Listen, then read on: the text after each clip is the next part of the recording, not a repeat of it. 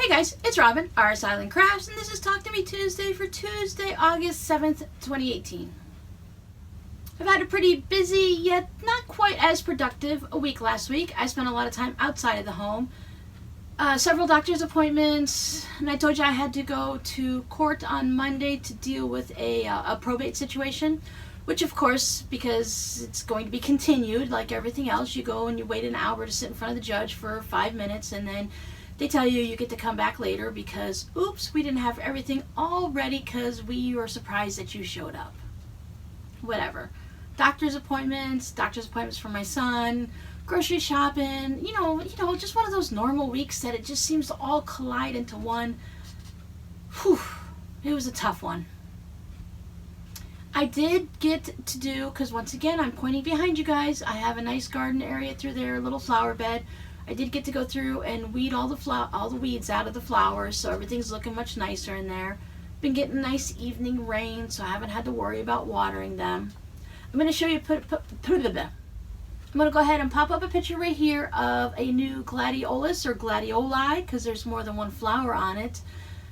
It's a new one. I went through and I planted a whole bunch of bulbs that I picked up at the Dollar Tree, and I grabbed whatever color they had, and as they started dwindling, I just kept grabbing them. So I think at the last count we had 53 flowers planted out there, and I think right now I might have 50 of them growing. We saw some pinky orange ones come up, and these are like a burgundy wine color. These are going to be really pretty. So they're just getting ready to open. They seem to flower more into the evening, so as the morning comes up you see them have opened up more than they did the day before. But I think these are really pretty.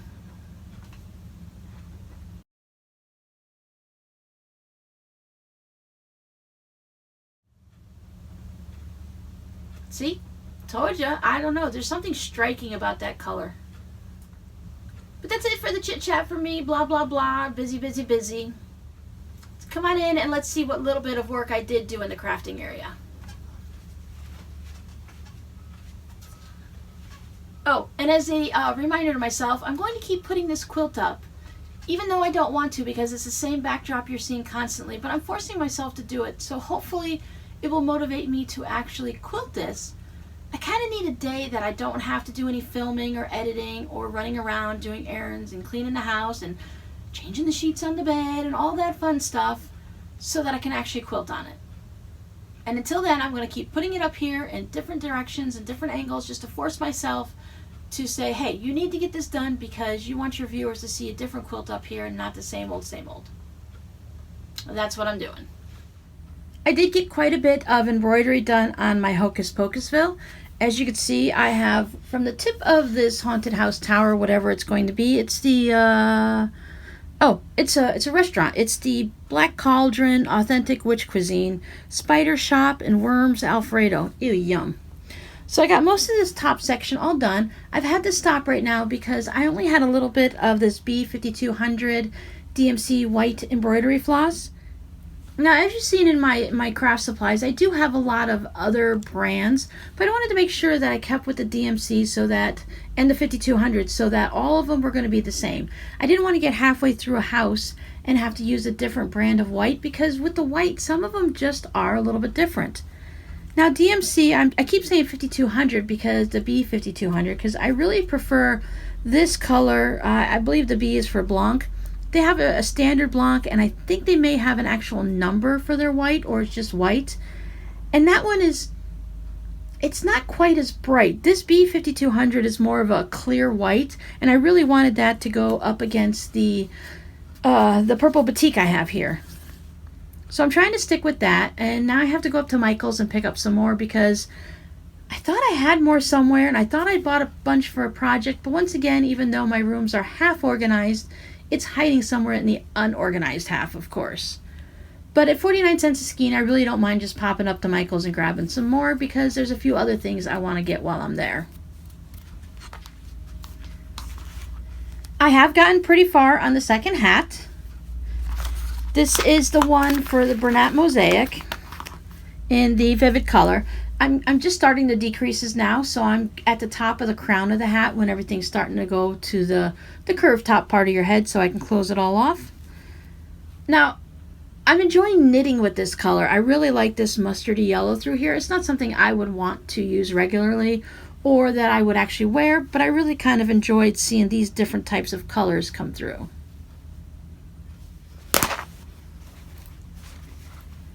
I did work, I think maybe I put a couple rows on Robbie's socks, but I really need to order new extra yarn for him, so I'm not even going to bother bringing that over today. You've seen it.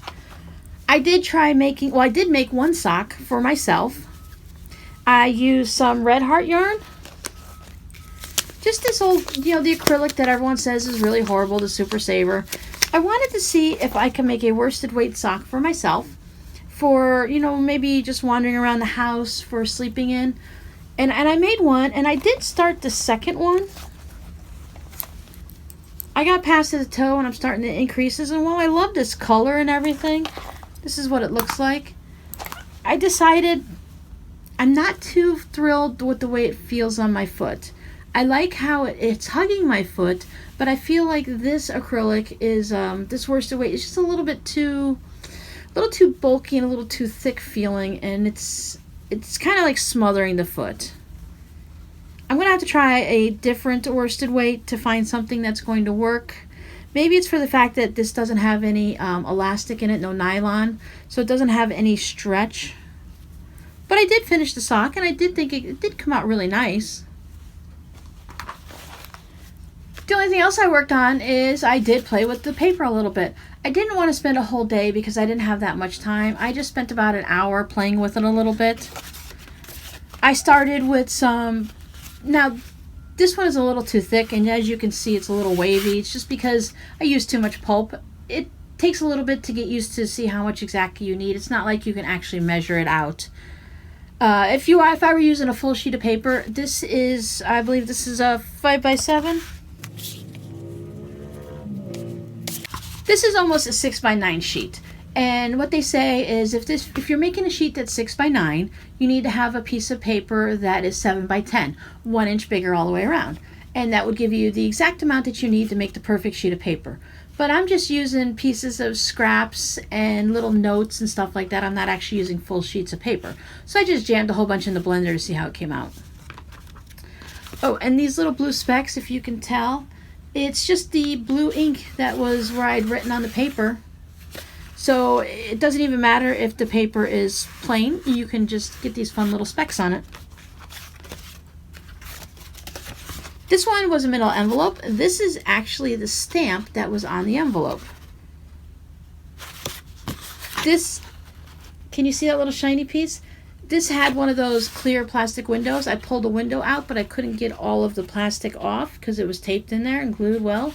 So that's in there. So that's kind of nice. You probably couldn't write over that.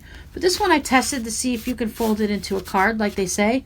This one I was a little concerned about it. I will be folding this into a card on my Whip It Wednesday to see if it snaps or if it actually folds.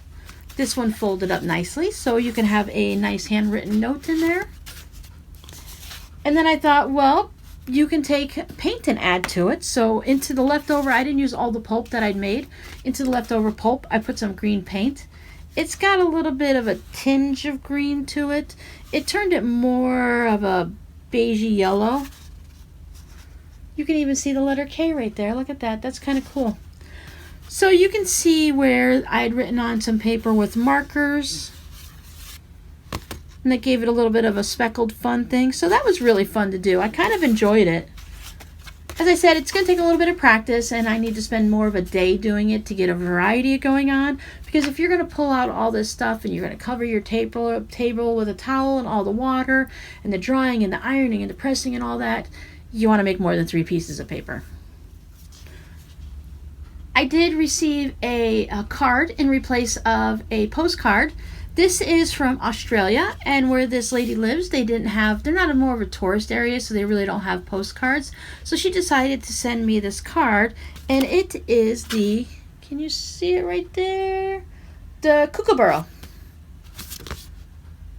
I hear a lot about it. We were actually just watching a little bit of a nature thing the other day. Hubby had it on, and they were talking about them. They're very native to Australia, and I believe, correct me if I'm wrong, but don't these make a lot of noise? What I thought was really cool too is you see this blue and brown right here? that's one of the blankets I'm knitting in that same exact color. So thank you so much. I'm still going to hang this up on the postcard wall. I think it's really cool. There's an Australia stamp for you to see if you're interested in stamps at all. And it does come airmail. And there's my P.O. box. Look at that. So that's it for me this week. Like I said, I just dabbled a little here and there. I didn't really have a lot of time to do too much crafting. Just tried to touch a little bit of everything. Just sit back and relax on the times that I wasn't running around like a maniac. So we're going to let Mr. Kookaburra tell you bye. And I'll see you next week. Have a great week, everyone.